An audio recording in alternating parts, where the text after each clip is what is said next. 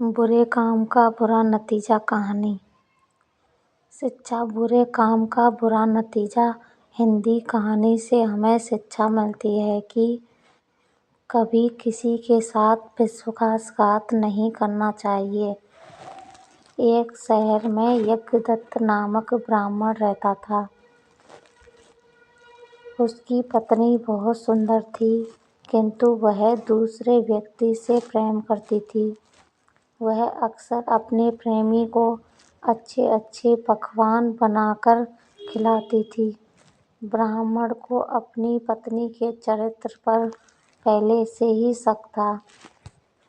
وہ اکثر اپنی پتنی سے پوچھتا تھا کہ یہ پکوان کس کے لیے بناتی ہے اور کدھر لے جاتی ہے۔ اس کی پتنی جھوٹ بول دیتی تھی کہ پکوان تو بھگوان کے لیے بناتی ہے اور مندر چڑھانے کے لیے لے جاتی ہے۔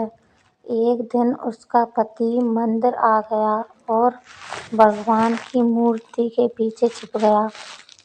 براہمن کی پتنی مندر آئی اور پوجا کرنے کے بعد بھگوان سے بولی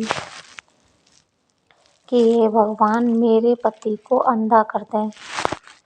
براہمن مورتی کے پیچھے سب سن رہا تھا اور براہمن آواز بدل کر بولا، تم گھر جاؤ اور اپنے پتی کو خوب میٹھے میٹھے پکوان بنا کر کھلاؤ، اس سے اسے مدھومیہ کی بیماری ہو جائے گی اور وہ دھیرے دھیرے اندھا ہو جائے گا۔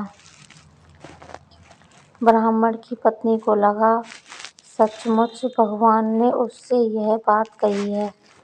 وہ پرسن ہو کر گھر آ گئی اور پرتی دن اپنے پتی کو میٹھے میٹھے پکوان بنا کر کھلانے لگی۔ براہمن بھی دھیرے دھیرے اندھے ہونے کا ناٹک کرنے لگا۔ براہمن کی پتنی کو لگا بھگوان کی کرپا سے اس کا پتی اندھا ہو گیا ہے۔